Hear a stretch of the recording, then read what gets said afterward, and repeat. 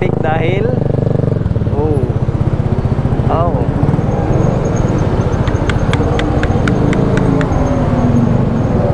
ayan.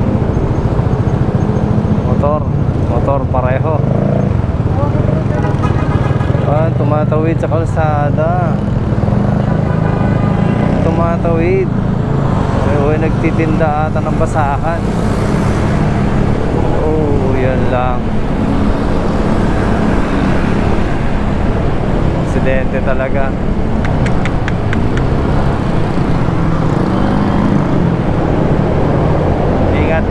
Ingat sa lahat ng mga nakamotor. Masyadong magmamadali, mabilis. Kaya tama lang na 60 km/h lang yung meron dito sa Marcos Highway.